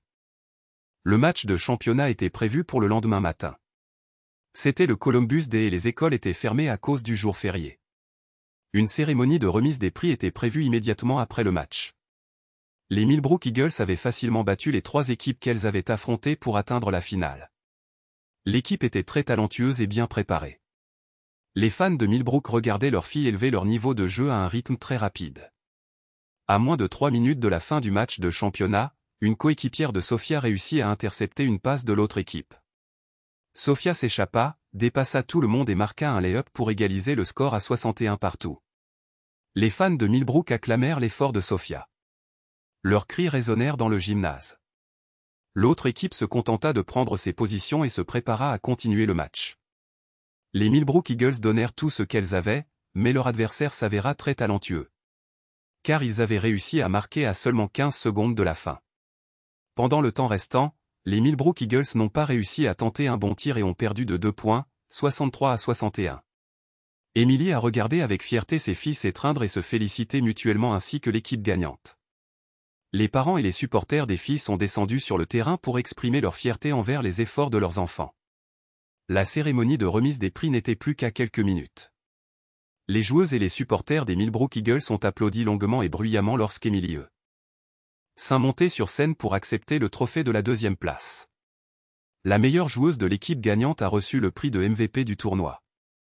Sophia a été appelée sur scène pour recevoir le trophée de l'esprit sportif, qu'elle a fièrement montré à son équipe et à ses supporters, le tenant au-dessus de sa tête et souriant largement. Une fois la cérémonie terminée et après que Sophia ait accepté les félicitations de Dylan, elle a demandé si elle pouvait rentrer à la maison dans le van avec quelques autres filles. Après avoir parlé à leurs parents et s'être assuré qu'ils avaient de la place et qu'ils étaient des conducteurs responsables, Dylan a accédé à sa demande. Alors qu'il regardait le van dans lequel Sophia était assise quitter le parking, Dylan sentit qu'on lui prenait la main. C'est une fille charmante, Dylan. Tu fais un excellent travail avec elle, dit Emily. Voyant Dylan regarder Sophia partir et décidant de lui parler, elle pensa que même s'ils étaient divorcés, ils devraient au moins être capables d'avoir des conversations polies. Je n'ai aucune idée de comment élever une fille, admit Dylan. Les femmes sont un mystère complet pour moi. Tu l'as prouvé. La remarque de Dylan blessa Emily, mais elle ne le laissa pas s'en rendre compte. Dylan, j'avais tort. Je n'ai aucune défense ni excuse. Tu as eu raison de me quitter. Je le sais. Tout ce que je peux demander, c'est que nous puissions nous parler de temps en temps sans insulte ni colère. Tu as raison, Emily. Je n'ai aucune raison de remuer le passé. Tu as fait un excellent travail en entraînant les filles. Sophia te porte en haute estime. Elle sait que tu aurais pu être mesquine et rendre sa présence dans l'équipe insupportable, mais tu ne l'as pas fait. Nous te remercions tous les deux pour cela. J'ai peut-être été une idiote stupide quand nous nous sommes mariés, mais je ne pense pas avoir jamais été une personne vindicative, déclara calmement Emily. J'aime beaucoup Sophia, et j'espère être son amie une fois la saison de basket terminée. Si tu me le permets, si tu crains que mon manque de bon sens et de moralité ne se transmette à elle, et que tu ne veuilles pas que je traîne avec elle, je comprends. Je souhaite que tu continues à t'intéresser à elle. Dylan répondit, je n'essayais pas de laisser entendre que tu n'es pas une bonne personne. Elle a besoin de modèles adultes. Tu sais, je ne suis pas apte à être le guide d'une adolescente. Tu sembles l'être. Tout ce que j'ai vu et entendu à ton sujet est bon. Dylan déclara, tu as oublié d'ajouter la précision depuis ton retour à Millbrook. Emily répondit, nous savons tous les deux que tu as vu et entendu quelque chose avant ton départ qui m'a fait passer pour une mauvaise personne, c'est le moins qu'on puisse dire. J'aime penser que j'ai appris de mes erreurs. Tes parents nous regardent, remarqua Dylan. On dirait qu'ils ne sont pas contents de moi. Oui, c'est sur ma conscience. Je n'ai tout simplement pas pu leur dire pourquoi tu es parti, admit Emily. Naturellement, ils te blâment. Ce sont de bons parents, répondit Dylan. J'aurais aimé que tu ne leur dises jamais. Cela ne ferait du bien ni à toi ni à eux. Rentrez bien et merci de m'avoir parlé. J'ai enfin maîtrisé mes sentiments de culpabilité et de remords. Tu es un homme bon, Dylan. Quelques minutes plus tard, Emily rentra chez elle. Ses parents participaient à un tournoi de 3 jours et rentraient avec elle. Emily ne fut pas surprise lorsque sa mère commença à l'interroger. Alors, de quoi as-tu parlé avec Dylan, demanda Patricia. De la famille, répondit Emily. Je l'ai félicité pour l'excellent travail qu'il faisait en élevant Sophia. Il a essayé de minimiser l'éloge.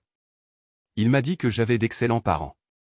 L'a-t-il dit avant ou après qu'il nous ait vu lui lancer des regards noirs, demanda Robert. Vraiment? C'était après qu'il t'ait vu le regarder? Emily répondit, il n'est pas stupide. Il comprend pourquoi vous ne l'aimez pas. Il semble penser que c'est à votre honneur. Je ne vois pas comment il peut être si sacrément raisonnable sur tout, sauf sur l'honneur de son mariage. Le père d'Emily grommela. 3 jours plus tard, Emily s'assit à dîner avec sa famille, l'air abattu. Anna remarqua immédiatement qu'Emily était de mauvaise humeur.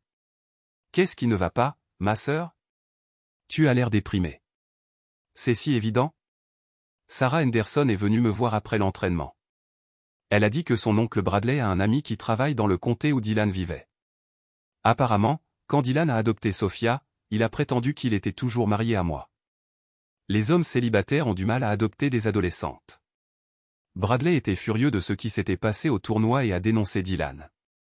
Il a dit que Dylan avait menti sur les documents et a remis en question sa capacité à être un bon parent.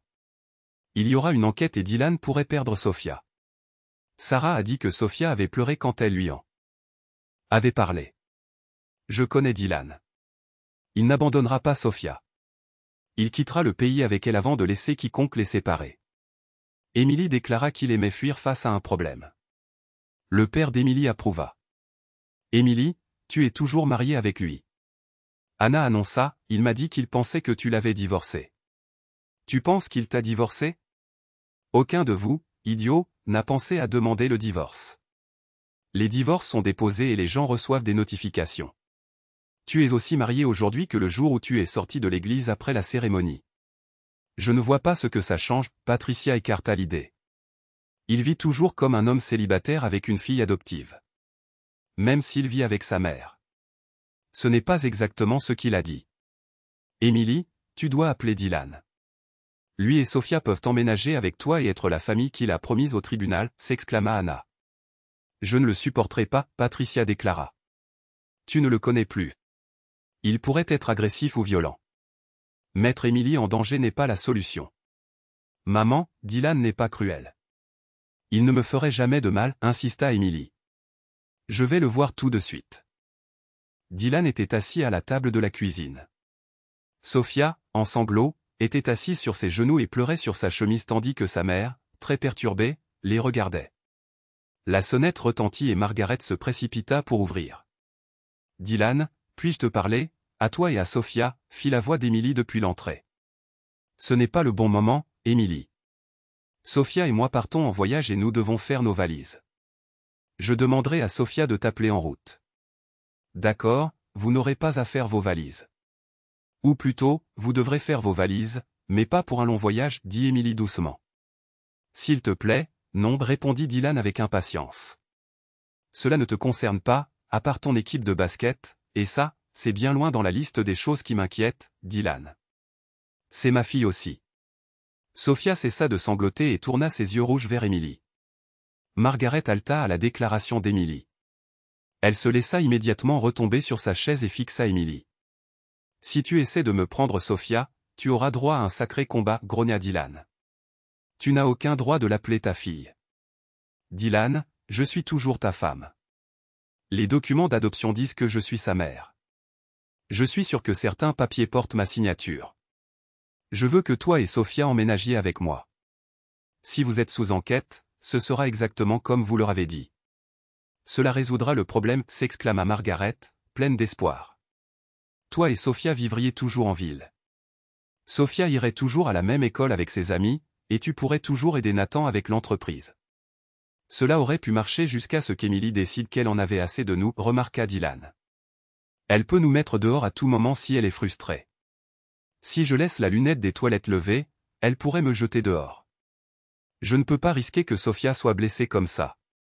Dylan Carter, tu sais pertinemment que je ne ferai pas ça. J'ai fait une erreur une fois. Je l'admets. Mais cela ne me définit pas comme la personne que je suis maintenant. Je mettrai ton nom sur l'acte de propriété. Bon sang, je te laisserai payer cette fichue hypothèque si ça te fait te sentir mieux. J'aime Sophia comme ma fille. Je serais honoré d'être sa mère. Papa, on peut essayer, plaida Sophia. Coach est une personne très gentille. Elle ne nous fera rien de mal, ni à toi, ni à moi. Quelles sont tes options, Dylan? Fuir dans un pays sans extradition? Comment ça marche pour la plupart des gens? Ce n'est pas un film. C'est la réalité. Tu as une chance d'offrir à Sophia une vie de famille stable et la possibilité d'aller dans une bonne école avec ses amis. Fais ce qui est le mieux pour elle, même si la simple pensée de m'avoir autour de toi te rend malade, insista Émilie. Dylan resta silencieux, réfléchissant à la situation. Lorsqu'il prit une décision, il regarda autour de lui. Les trois femmes le fixaient attentivement. D'accord, fut tout ce qu'il dit. Les trois femmes poussèrent un cri de joie. Sophia bondit et se précipita vers Émilie. Dylan les regarda s'étreindre étroitement. Émilie embrassa le front de la jeune fille. Il regarda sa mère. Des larmes coulaient sur ses joues. Dylan s'essuya les yeux avec le revers de sa main et se leva. Je déteste interrompre cette célébration de l'amour, mais je pense qu'il est temps pour nous de déménager. Nous ne savons pas quand les visiteurs officiels viendront, ni s'ils viendront du tout, annonça Dylan. Nous devons voir ta maison et décider comment les choses vont fonctionner. Bien sûr, Émilie accepta. Pourquoi ne me suivez-vous pas chez moi tout de suite pour que nous puissions déterminer ce dont nous avons besoin? Puis-je y aller avec coach? Je veux dire, maman, demanda Sophia. Maman, répéta Dylan. Bien sûr. Pourquoi ai-je l'impre? Sion d'avoir perdu le contrôle? Tu n'as que 2 chambres, remarqua Dylan en regardant la petite maison d'Émilie. Je ne vois pas comment cela peut fonctionner. C'est des maths simples, répondit Sophia avec un sourire malicieux. 2 personnes partagent une chambre et une a une chambre pour elle seule. Je ne vais pas partager une chambre avec toi, Sophia, déclara Dylan avec emphase. Bien sûr que non, acquiesça Sophia. Je ne suis pas ta femme. Je suis une adolescente et j'ai besoin de ma propre chambre. Vous êtes mariés tous les deux, donc la cohabitation ne devrait pas être un problème. Nous avons commencé cette mascarade pour prouver que nous sommes une famille normale, répondit Dylan. Coucher avec Émilie va au-delà d'une mascarade. Coucher avec elle, mais seulement avec elle, serait toujours une mascarade, taquina Sophia. Est-ce vraiment si difficile? Je suis juste ici, interrompit Émilie. Sophia devrait avoir sa propre chambre. Dylan, toi et moi pouvons partager ma chambre. J'ai un lit double, donc tu peux garder ton honneur intact. Je te donnerai même 2 tiroirs et de l'espace dans mon placard. Dylan et Sophia emménagèrent dans la maison avant 23 heures ce soir-là. Émilie fut émue aux larmes lorsque Sophia lui posa une question avant d'aller se coucher. Est-ce que je peux t'appeler maman? Si cela devient une habitude pour moi, cela semblera naturel si quelqu'un vient ici pour vérifier. Sophia raisonna. Si cela te dérange, je ne le ferai pas. Chérie, rien ne me rendrait plus heureuse, murmura Émilie, les larmes aux yeux. Et à l'école? Comment dois-je t'appeler là-bas? Demanda Sophia. Je vais être ta mère de toute façon, alors ça ira, répondit Émilie. Je ne pense pas que ce soit une bonne idée, avertit Dylan. Nous ne voulons pas soudainement commencer à agir différemment. Nous essayons de montrer que nous sommes une famille depuis longtemps. Si Sophia t'appelait coach la semaine dernière, je pense qu'elle devrait continuer à le faire. Je serai la seule à rentrer à la maison avec ma mère après l'entraînement, à l'aider à préparer le dîner et à nettoyer la maison, promit Sophia. Et j'ai hâte de faire partie d'une vraie famille. Dylan était sur le point d'avertir Sophia de ne pas aller trop loin dans les affaires de famille quand Émilie a attiré son regard. Elle secoua la tête presque imperceptiblement, mais Dylan en comprit le sens. Émilie était allongée dans son lit, observant Dylan sortir de la salle de bain et se glisser prudemment sous les couvertures. « Tu dors en pyjama maintenant. Avant, tu dormais toujours différemment, observa doucement Émilie. J'essaie d'être un gentleman depuis que Sophia vit avec moi. J'ai un pyjama à porter quand je me lève, expliqua Dylan. Je n'appellerai pas la police si tu passes accidentellement ton bras autour de moi ou si tu me retiens au milieu de la nuit, répliqua Émilie. Je sais que je te parais repoussante maintenant, mais si tu oublies qui je suis en dormant et agis en conséquence, je ne me plaindrai pas. Merci, Émilie. Ce n'est pas un problème, l'assura Dylan, qui se tourna sur le dos et s'endormit en un temps étonnamment court. Dylan était un lève-tôt. Son horloge interne le réveilla à 5h30 du matin.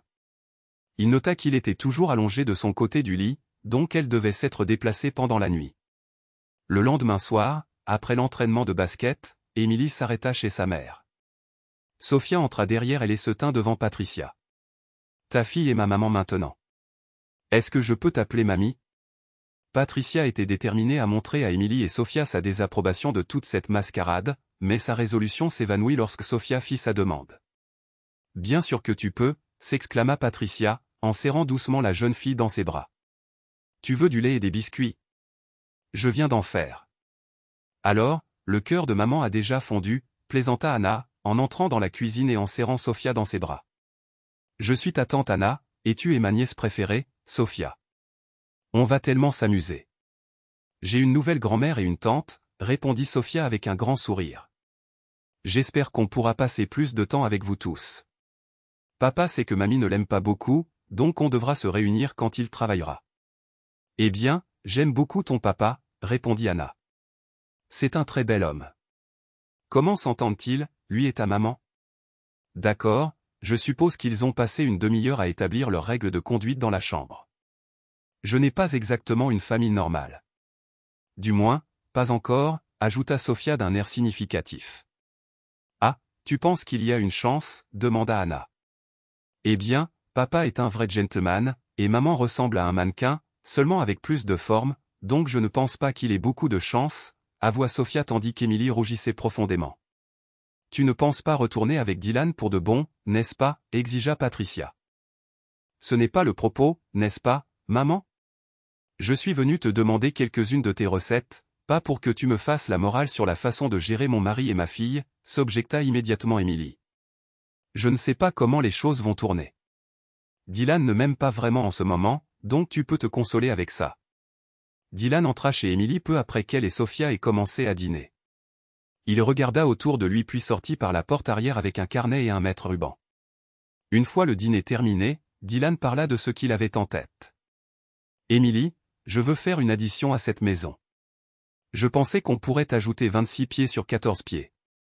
Cela te donnerait une grande chambre avec une grande salle de bain et un immense dressing, ainsi qu'une demi-salle de bain pour les invités. Je peux te montrer ce à quoi je pense ?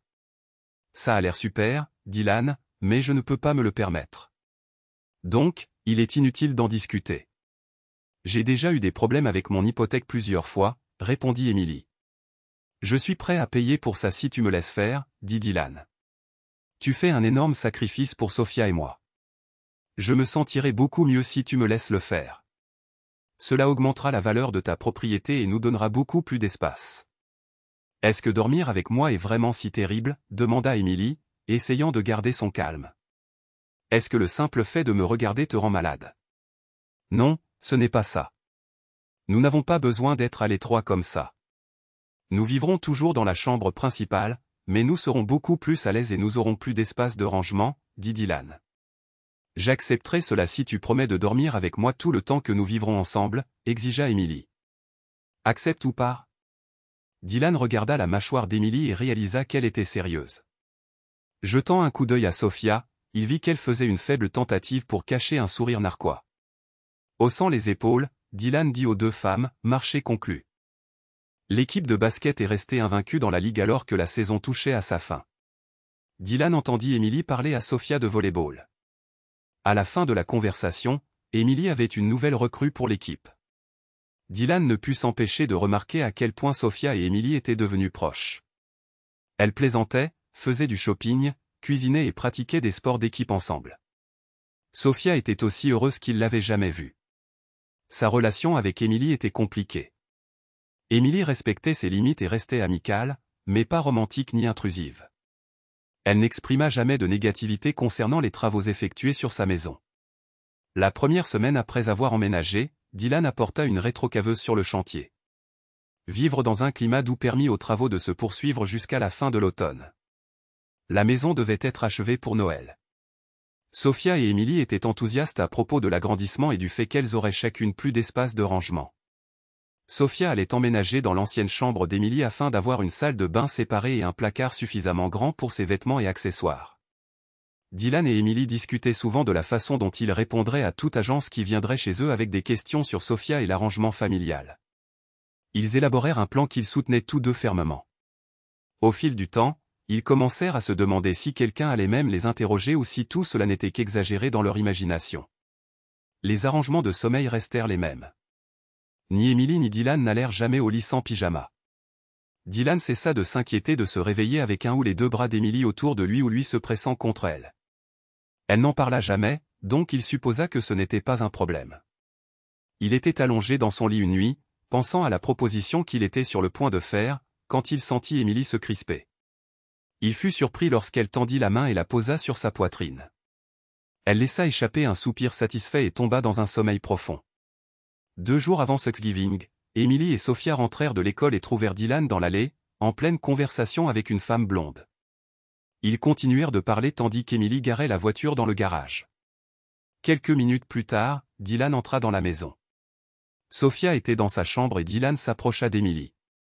C'était Jessica Morrison, remarqua Dylan d'un ton désinvolte, observant la réaction d'Emily. Emily se crispa, penchée sur l'évier. Dylan la vit tressaillir alors qu'elle murmurait la question, « Que voulait-elle, Dylan ? Était-elle en colère ? Qu'est-ce qu'elle t'a dit ? Son mari Tyler a une tumeur au cerveau. Il est en train de mourir. Et elle m'a demandé si j'allais lui rendre visite, révéla Dylan. Ne le fais pas. Il veut te faire du mal. Dylan ? Ne le laisse pas faire. S'il te plaît, ne le laisse pas faire, supplia Emily. Je lui ai dit que je le ferais, même si ce n'était que pour le voir mourir, répondit Dylan. J'aimerais entendre ce qu'il a à dire. Il dira que je suis. Il te dira des mensonges sur moi. Il essaiera probablement de dire que ce n'était pas juste la seule fois où tu nous as surpris. Que je suis une personne horrible. Il te rira au nez. Il est méchant. C'est ma faute. J'aurais dû mieux savoir. Mais si c'était un vrai homme, il n'aurait jamais couru après une femme mariée, raisonna Emily. Alors pourquoi as-tu couché avec lui ? Tu n'avais pas l'air d'une femme en détresse cette nuit-là, se souvint Dylan. En fait, tu n'arrêtais pas de prononcer son nom et de lui dire à quel point il était bon. J'étais anéanti. J'y ai pensé. Eh bien, j'ai décidé qu'il valait mieux sortir par la porte de derrière et partir en voiture. Je ne sais pas pourquoi je l'ai fait, sanglota Emily. C'était le grand homme du campus. Il était en dernière année et j'étais en 2e année. C'était une star du basket et j'étais juste une femme mariée, inaccessible à la plupart des hommes, mais pas à lui. Il était suave. Je savais ce qu'il voulait. Et pour une stupide raison, j'ai cru que je pouvais le gérer et que tu ne le saurais jamais. Ce fut ma seule liaison. J'ai ruiné ma vie. J'ai perdu ce que j'aimais parce que j'étais jeune et stupide. Je ne t'ai jamais blâmé de m'avoir quitté. Quand j'ai trouvé ta bague sur la table de la cuisine, j'ai su que c'était fini. Que tu devais être rentré à la maison et m'avoir vu avec lui. Maintenant, Je vis dans un enfer que j'ai créé. J'aime Sofia, mais nous ne sommes pas une famille. Pas vraiment. Je ne peux pas me racheter auprès de toi. Je sais que nous n'aurons jamais l'amour qui nous lie comme une famille le devrait. C'est entièrement ma faute et je vis avec cette connaissance chaque jour. Pourquoi ne m'as-tu pas dit que tu n'étais pas heureuse ou que tu voulais essayer d'autres hommes, demanda Dylan doucement. Je ne voulais pas essayer d'autres hommes. Je voulais juste me sentir spécial pour une nuit. La star du basket universitaire me voulait. L'ironie, c'est à quel point je suis devenue plus intelligente après ton départ. Tu es devenu plus beau, plus gentil, complètement dévoué à moi. Tu es devenu un homme meilleur à tous égards importants. Crois-le ou non, c'était la dernière fois que j'étais avec quelqu'un, déclara Emily. Tu es toujours le seul homme qui m'ait jamais fait l'amour. Je suppose que je peux t'en être reconnaissante. Je connais maintenant la différence entre l'amour et c'est énorme. Je ne pense pas oublier un jour cette fois où je suis rentré plus tôt du travail pour te surprendre et que j'ai trouvé que quelqu'un avait pris ma place, répondit tristement Dylan. Tu m'as presque détruit, Emily. J'étais prêt à te donner ma vie, et tu l'as presque prise. Ce n'est pas parce que tu t'excuses que ça compense la douleur que j'ai endurée pendant 6 ans. Je le sais, Dylan. Vraiment. Je ne te demande pas de me pardonner. Je ne le mérite pas. Tu n'es pas le genre d'homme à passer outre le terrible manque de respect que je t'ai montré, raisonna Emily. Moi aussi, j'ai souffert de ma stupidité. Je suis dans un mariage de façade avec un homme merveilleux et une fille magnifique. Pense à quel point il est douloureux de réaliser que j'avais tout et que j'ai tout gâché. Chaque fois que je te regarde ou que je regarde Sofia, je me souviens à quel point j'ai été stupide. Avec le temps, la douleur n'a pas diminué. En fait, elle s'est aggravée à mesure que mon amour pour toi et Sofia grandissait. Tu ne pourras plus jamais m'aimer, et je ne peux pas être la mère de Sofia si tu ne m'aimes pas. J'ai réalisé que j'essaie juste de profiter de chaque jour que nous passons ensemble. Je sais que ça va se terminer, et probablement bientôt, admit Emily. Chaque nuit, quand nous nous couchons, je m'allonge là et j'espère que tu me toucheras, m'embrasseras, me feras l'amour, mais ça n'arrive jamais. Ce n'est pas difficile pour toi de me résister. Emily déclara tristement, tu me supportes, c'est tout. C'est ma faute. La plupart des hommes ne me résisteraient pas si facilement. Mais celui que je désire ne montre aucun intérêt. La vie est ironique comme ça. Début décembre, Dylan entra dans un hôpital local et demanda à voir Tyler Morrison. Il n'était pas préparé à ce qu'il vit en entrant dans la chambre de l'homme. L'homme allongé sur le lit semblait peser 45 kilos. Il ressemblait à un squelette avec de la peau tendue dessus. Dylan, merci d'être passé. Si tu veux me frapper ou même m'étrangler, n'hésite pas. Je le mérite, dit l'homme malade en guise de salutation. Je suis juste venu pour m'assurer que tu saches à quel point je suis. Je sais que tu vas mourir. Dylan dit, si tu regardes bien, tu peux voir le sourire sur mon visage. C'est l'une des raisons pour lesquelles j'ai dit à ma femme que je voulais te voir. Je pensais que ma souffrance te ferait te sentir mieux, admit le patient. Ça me fait du bien de savoir que je répare mes erreurs, même si je dois mourir pour ça. Tu dis n'importe quoi, répondit Dylan. Personne ne veut souffrir et personne ne veut que quelqu'un d'autre prenne plaisir à le voir. Qu'est-ce que tu veux vraiment, bon sang? Je t'ai fait du tort, Dylan. J'ai passé la majeure partie de ma vie à être horrible avec les gens. Tu m'as surpris avec ta femme, mais tu ne m'as pas blessé comme tu le voulais. Quand je suis descendu, j'ai vu un vieux fusil de chasse appuyé contre le mur. Emily n'a vu que ton alliance sur la table. Jusqu'à ce jour, je n'ai jamais vu un homme souffrir autant que toi cette nuit-là. Je te dois quelque chose et je n'ai aucun moyen de te rembourser. Ma vie ne vaut rien. Tu vois bien que la seule chose qui me reste à faire est de mourir. Cela va arriver, que tu sois là ou non. Je t'offre juste une chance de me voir mourir. Cela pourrait t'apporter du réconfort et ça ne me fera pas le moindre mal, conclut Tyler.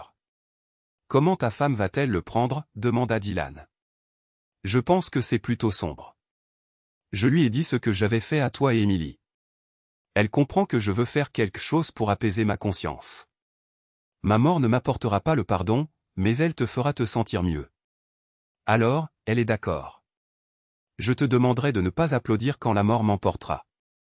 Ça fera du mal à Jessica, et elle ne le mérite pas. Pourquoi as-tu fait ça, Tyler?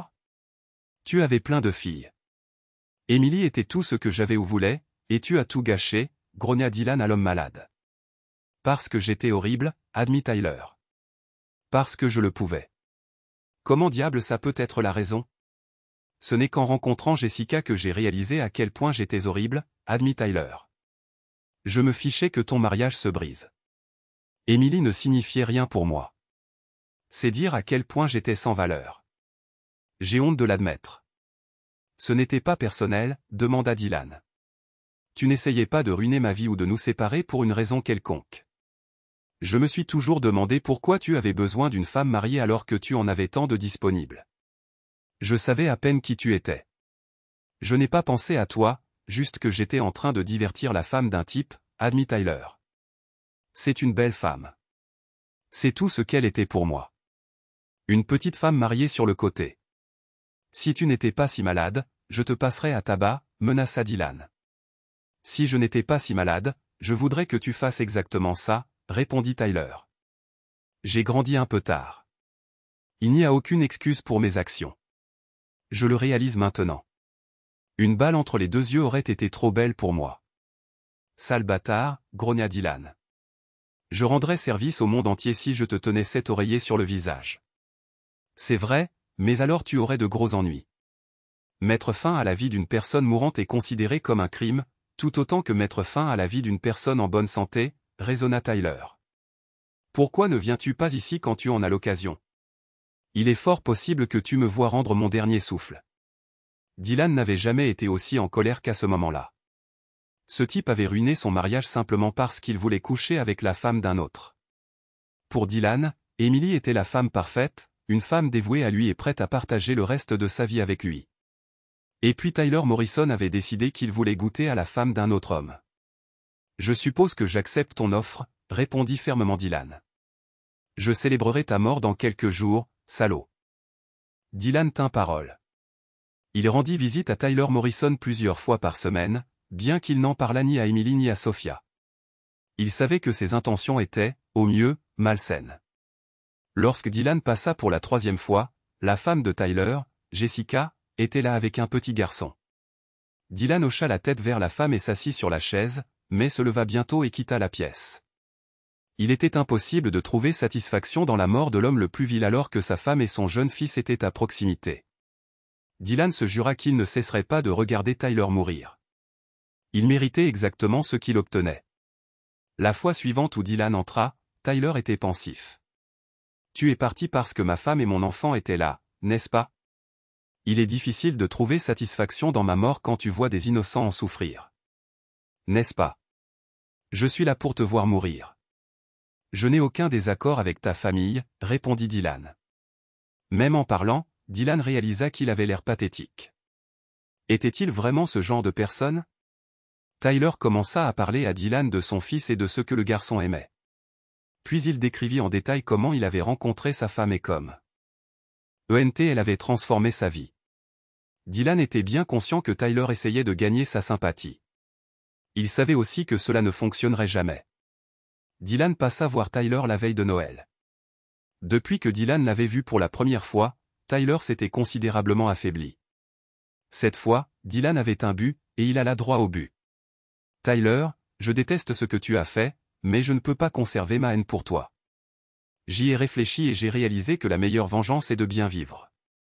Je suis là pour te dire que je ferai en sorte que ta femme et ton fils n'aient jamais besoin d'aide. Tu mourras en sachant que l'homme dont tu as ruiné la vie prend soin de ta famille. Je comprends pourquoi tu penses te venger de cette façon, répondit faiblement Tyler. Tu n'es pas vraiment doué pour la vengeance. Je déteste t'avoir fait ça, à toi et à Emily, mais cela s'est avéré être un avantage pour ma famille. C'est ironique. Un acte méprisable assure l'avenir de ma femme et de mon enfant. C'est le mieux que j'ai pu trouver, offrit Dylan. Je ne reviendrai plus. Je ne veux pas te voir mourir ou même souffrir. Il n'y a aucune satisfaction là-dedans. Ça ne me procure aucun plaisir. Tu te rends compte que tu me dis pratiquement que tu me pardonnes, n'est-ce pas, répondit Tyler. Tu as trouvé la force dans ton cœur d'endurer ce que je t'ai fait. Quelque chose qu'aucun homme ne peut pardonner. Je n'ai pas dit ça, mais tu peux penser ce que tu veux. Je m'en fiche éperdument, répondit Dylan. Dis-moi ceci, Dylan. Je t'ai blessé d'une manière insupportable. Comment peux-tu pardonner à une personne misérable comme moi et pourtant ne pas trouver la force de pardonner à une femme qui t'aime comme Emily? Que ai-je fait pour mériter ton pardon qu'elle n'a pas fait? J'ai vu le soulagement sur ton visage quand tu as abandonné ta haine pour moi. Imagine comme ce serait bon si tu pardonnais à Emily. Imagine l'avoir dans tes bras, peut-être avoir tes enfants. Ne serait-ce pas mieux que de la punir? Oublie ça, Tyler. C'est toi qui as dit que je te pardonnais. Je n'ai jamais dit ça. Pas en ces termes, mais tu l'as dit, Dylan, répondit doucement Tyler. Je vais mourir bientôt. Je mourrai heureux de savoir que tu as pu m'accorder le pardon et que tu prendras soin de Jessica et Charlie. Tu es très mauvais en vengeance, Dylan. Ce n'est pas ton point fort. Si je ne te revois jamais, s'il te plaît, présente mes excuses à Emily. Dylan quitta l'hôpital furieux. L'homme mourant pensait qu'il avait été pardonné. Il voulait que Dylan pardonne à Emily. Quand cela arriverait, l'enfer gèlerait. Alors que Dylan conduisait, il repensa à sa dernière conversation avec Tyler Morrison. L'homme l'avait atteint. Dylan devait l'admettre. Il n'aurait pas dû aller à l'hôpital la première fois. Quand Dylan rentra chez lui, son allée était encombrée de voitures. Il dut conduire sur une centaine de mètres dans la rue pour trouver une place de parking. Il avait complètement oublié la fête que Sophia et Emily organisaient. C'était une fête de Noël.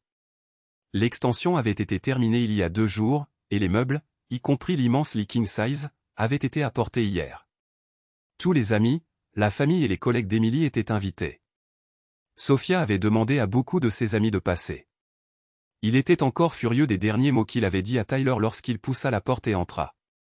Les invités se retournèrent à son apparition et un silence soudain s'installa. Emily et Sophia servaient des boissons et des amuse-gueules quand Dylan entra dans le salon. Il était immédiatement évident qu'il n'était pas lui-même.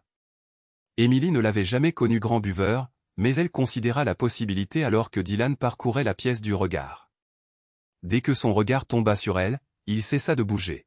« Oh » murmura Sophia, réalisant que son père était dans un état qu'elle n'avait jamais vu auparavant. Dylan fit enfin quelques pas plus loin dans la pièce, mais son regard ne quitta jamais Emily. Le silence continua alors que tout le monde observait, fasciné, l'intensité de l'émotion sur le visage de Dylan. « Qu'est-ce qui ne va pas, Dylan » demanda Emily avec anxiété. « Veux-tu vraiment être ma femme » demanda Dylan. « Oui, oui, je le veux » répondit doucement Emily. Une femme donne tout son amour à son mari. Elle lui appartient, à lui seul. Le père d'Emily tenta d'intervenir, mais Anna l'arrêta rapidement d'un geste de la main. « Je suis d'accord » dit Emily tandis que les larmes lui montaient aux yeux. Un mari prend soin de sa famille. Il leur donne tout ce qu'il a. Il mérite le respect, dit fermement Dylan. Emily se contenta de hocher la tête, complètement inconsciente de tous ceux qui observaient son échange avec Dylan. Une bonne femme ne se plaindra pas si son mari a besoin d'elle. Y compris en ce moment, dans ce grand nouveau lit. Pas s'il l'aime et qu'elle l'aime. Emily a qui? Ça. N'est-ce pas, dit Dylan, soulevant Emily dans ses bras d'un geste rapide. Sophia, ferme la porte derrière nous. D'accord, papa, répondit immédiatement Sophia, fermant la porte de la chambre. Je vais divertir les invités, alors ne vous précipitez pas à cause d'eux. Qu'est-ce qui vient de se passer, demanda la mère d'Emily. Emily va bien?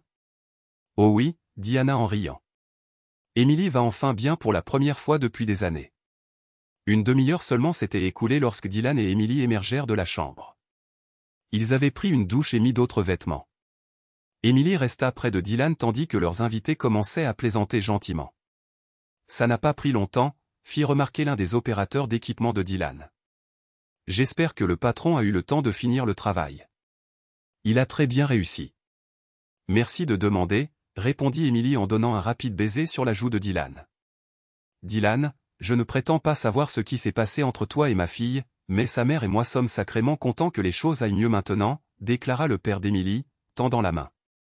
Ne recommencez pas, serrant la main de son beau-père, Dylan jeta un coup d'œil à Emily avant de répondre, je ne pense pas que cela puisse arriver. Emily et moi serons ensemble à partir de maintenant. À bien y penser, c'est moi qui vous avais suggéré de vivre ensemble afin que l'adoption de Sophia ne soit pas contestée. C'est drôle comme cette menace n'a jamais rien donné, fit remarquer Anna. J'ai été interviewée à l'école quelques jours plus tard, admit une Sophia souriante. Je leur ai dit que nous avions une super famille. Maman et papa m'aimaient et s'aimaient. Je savais qu'ils s'en rendraient compte tôt ou tard. Je n'en ai parlé à personne parce que je voulais que nous restions ensemble. C'est pour ça qu'on a emménagé chez ma mère. Pourquoi étais-tu si émotif en rentrant à la maison, Dylan, lui demanda sa mère curieuse. Je suppose que j'essayais de déterminer exactement qui je blessais et pourquoi. Finalement, j'ai réalisé que la douleur causée par la vengeance est principalement auto-infligée. J'avais besoin de mieux me traiter. Émilie devra souffrir avec moi pour le reste de nos vies. Merci de votre visionnage. À la prochaine fois. Point. Musique,